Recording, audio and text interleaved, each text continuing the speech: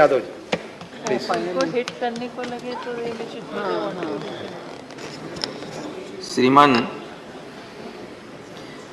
समय तो है नहीं, टॉपिक ऐसा है जिस पे पूरे दिन बोला जा सकता है, लेकिन बहुत जो लिमिटेड टाइम होगा 2-3 मिनट का, मैं उसमें ही अपनी बात खत्म करूँगा। हम कहाँ से चले थे और कहाँ पहुँचे, यात्रा यही है। यात्रा की बिगिनिंग होती है, यहाँ से शुरू की थी, कहाँ पहुँचे, अभी ख़त्म नहीं हुई है। नेहरू जी से चले, मोदी जी तक आ गए, आगे कहाँ पहुँचेंगे वो तो आगे की बात है। मैं 2-3-4 उदाहरण दूंगा, ये ज्ञान में देने के लिए आज खड़ा नहीं हूँ। एक बार पंडित जवाहरलाल नेहरू प्रधानमंत्री थे, इलाहाबाद गए। समाजवादी युवजन सभा के लोग जनेश्वर मिश्र, मोहन सिंह, ब्रजभूषण तिवारी के नेतृत्व में उन्होंने काले झंडे दिखाए थे। नेहरू जी ने अपनी गाड़ी रुकवाई, उतर के आए, बोले इन लड़कों को बुलाओ, और पूछा कि भाई क्यों काले झंडे दिखा रहे।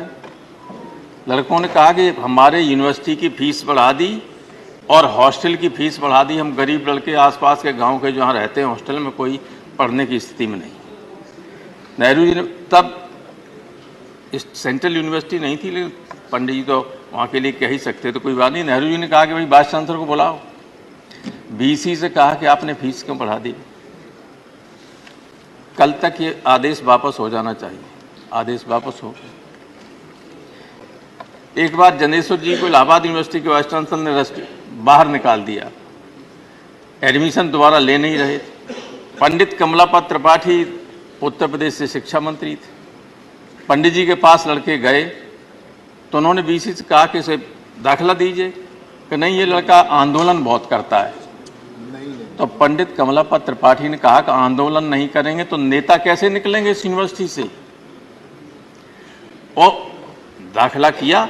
फिर जनेश्वर जी इस देश के कई मंत्रालयों के मंत्री भी रहे। मैं कहना ये चाहता हूं कि उस अब 300 दिन से ज़्यादा से लड़के इलाहाबाद यूनिवर्सिटी में अनशन किए हुए हैं कि स्टूडेंट यूनियन का गठन होना चाहिए, चुनाव होना चाहिए। 300 दिन से ज़्यादा हो गए, बैठे हुए हैं, कोई सुनने वाला नहीं।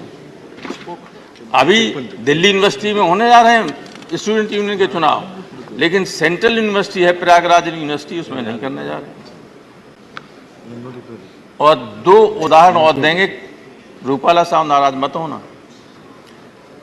पूर्वांचल उसका एक्सप्रेस का उद्घाटन करने प्रधानमंत्री जी गए, हमारे मुख्यमंत्री उनको रिसीव करने के लिए खड़े हुए थे। तो स्वाभाविक गाड़ी आगे चली गई, हमारा मुख्यमंत्री पैदल पीछे पीछे चला, तो कब तक चलता रहा। कोई केयर करता है? नेहरू जी लड़कों के लिए खड़े हो जाते, लेकिन प्रधानमंत्री गाड़ी मुख्यमंत्री के लिए नहीं खड़ी हो। तो आपके यहाँ क्या हुआ गुजरात में? उत्तर प्रदेश के चुनाव के बाद अगले दिन ही या दूसरे दिन गुजरात में प्रधानमंत्री का रोड शो था। सारे देश ने देखा कि नहीं आपके मुख्यमंत्री खड़े हुए, तो एसपी जी ने साइड करके चला गया, हटा दिया और सीधे गाड़ी चली गई कारवां, मुख्यमंत्री खड़े रह गए। तो एक हम चले वहाँ से थे और पहुँच गए यहाँ। इसलिए आप विचार कीजिए कि डेमोक्रेटिक सिस्टम को कायम रखना है कि नहीं रखना है। नए सदन में जा रहे हैं, इसमें तो बहुत बड़े बड़े लोग रहे, बहुत बड़े मन के लोग रहे, बहुत उच्च कोट की यहाँ बहसें हमेशा हुई हैं। इसने देश को बहुत कुछ दिया। संविधान सभा में तो हमारा लोगों ने कहा ही, आप सब जानते हैं कि दुनिया का जब बना तो ये सर्वश्रेष्ठ संविधान था। क्या हम उस संविधान को ठीक तरीके से रख सके, उसमें कुछ जोड़ सके? सिर्फ रोजाना घटाने का काम कर रहे हैं। अगर हम सत्ता में बैठे हुए लोग देश के हर व्यक्ति को संदेह की दृष्टि से देखेंगे तो काम नहीं चल सकता है। कानून बनता है कुछ चीज़ों को रोकने के लिए। कानून सारे देश की जनता को आतंकित करने के लिए नहीं बनाया जाता है। ऐसे ऐसे कानून बने, अपराधियों पर लगना चाहिए, आर्थिक अपराधियों पर लगना चाहिए, लेकिन कहीं व्याख्या नहीं है जिस पे चाहें, जिसको चाहें उस पर पुलिस जाके पकड़ लेगी, ईडी पहुंच जाएगी, ईडी पहुंच जाएगी। क्या ये संविधान की मंशा संविधान निर्माताओं की इस तरह के कानून बनाने की रही थी? कभी नहीं रही होगी। बहुत डेमोक्रेट थे और सारे लोग थे, और इस संसद में बैठकर भी इस तरह के कानून नहीं बने। कोटा बना, टाडा बना, सब बने, लेकिन वापस हुए कि नहीं हुए? अटल बिहारी वाजपेयी बड़े आदमी थे, अडवाणी जी थे, यहाँ उस सदन में इंद्रजीत गुप्ता, सोमनाथ चटर्जी से लेके बहुत बड़े बड़े लोग थे विपक्ष में, डॉक्टर लोहिया रहे और पहले रहे। संविधान सभा में तो थे ही सारी इंटेलेक्चुअल क्रीम देश की, लेकिन उसके बाद भी बहुत बड़े लोग रहे, अच्छे कानून बने। कल यहाँ से आपके कम्युनिस्ट पार्टी के हिरेन मुखर्जी, यहाँ भूपेश गुप्ता, तो जाने कौन कौन रहे, हर क्षेत्र के लोग रहे, बहुत बड़े लोग रहे।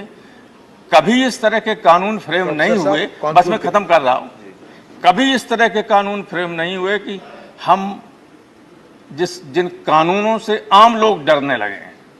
आम लोग जब कानून से डरने लगे तो ये देश के लिए बहुत खतरनाक चीज होती है। इस सदन में, इस संसद में मैं 30 साल से ज्यादा रहा, लगाव तो है ही। अब कल दूसरे में चले जाएंगे। हम ईश्वर से यही प्रार्थना करें कि नए संसद भवन में जो भी आगे चल के नए लोग आए, उनमें से कुछ बड़े लोग पैदा हों और देश के संविधान को, देश की व्यवस्था को ठीक रास्ते पर ले चलें। Thank you sir. धन्यवाद।